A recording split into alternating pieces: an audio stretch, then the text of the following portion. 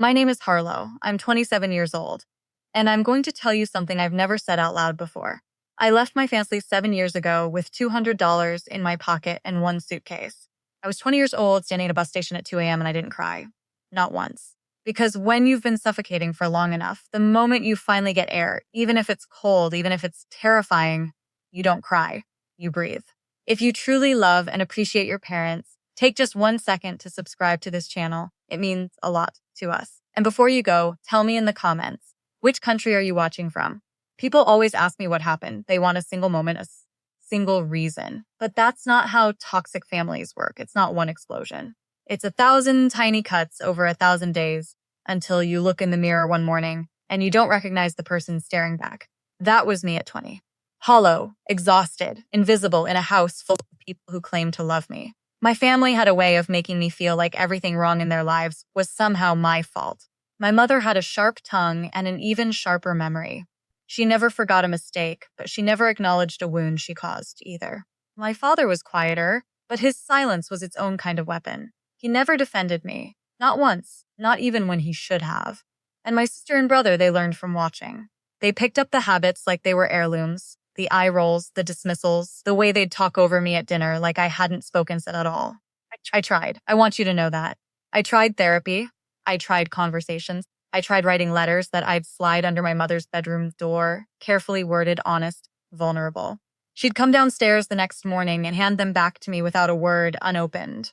The breaking point wasn't dramatic. It was a Tuesday, so I had just gotten accepted into a design program in another city, something I'd worked toward for 2 years, something that was entirely mine. I came home excited, genuinely, quietly excited. And before I could even finish the sentence, my mother looked up from the kitchen counter and said, "You'll quit, you always do." My father didn't look up from his newspaper. My sister laughed. My brother said nothing. I went upstairs. I packed one bag. I took the $200 I had saved from a part-time job and I left. They told everyone I was unstable. That's the word they used, unstable. They told relatives, neighbors, old family, friends. They built a version of me that made them the victims and me the villain. And because I wasn't there to defend myself, that version of me spread. I became the unstable daughter who abandoned her loving family for no reason. I didn't fight it. I didn't call. I didn't text. I went completely silent, and I stayed that way for 7 years. Those 7 years were not easy. I want to be honest about that. There were nights I ate plain rice because I couldn't afford anything else. There were winters I worked 2 jobs and still came home too tired to cry.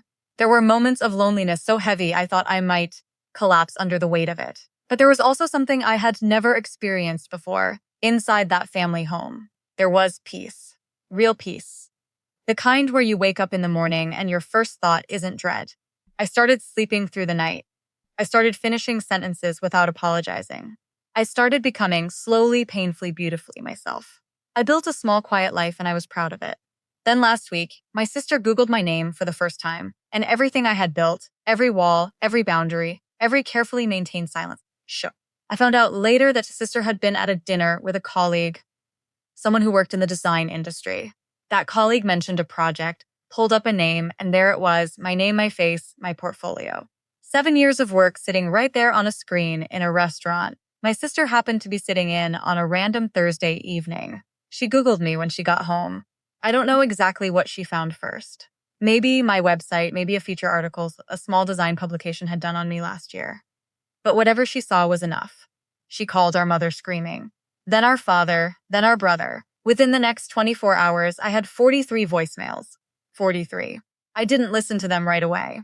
I sat with my phone in my hand and stared at that number like it was a foreign language. I made tea. I sat on my apartment floor and started listening. Every single voicemail, 43 of them, said the same 2 words. Come home. Not I'm sorry. Not we were wrong. Not we miss you or we've changed. Just come home. Over and over in different voices at different volumes. My mother's voice was quiet in hers, almost eerie in how controlled it sounded. My father left 2 messages, both identical, both short. My sister's messages got louder as the night went on. My brother, who had never once in my memory said anything emotionally honest, left a message at 3 a.m. That was 40 seconds of silence, and then those 2 words barely above a whisper. Come home. I sat with that phrase for a long time, and I realized something. In all 43 messages, not one of them asked how I was. Not one acknowledged 7 years of silence. Not one said the word sorry. They had Googled me and found success. And their first instinct wasn't pride, it wasn't guilt, it was possession. Come home. Like I was something that belonged to them. Like the 7 years hadn't happened. I didn't call back that night. I called my therapist instead. We talked for an hour. She reminded me that guilt and love can feel identical when you've grown up in a home that confused the two. That the pull I was feeling toward that word home wasn't necessarily a pull toward them. It was a pull toward a version of family I had always wanted but never had. There's grief in that, real grief. And I let myself feel it. What I did next surprised even me. I didn't block them. I didn't respond either. I wrote not to them, but for myself.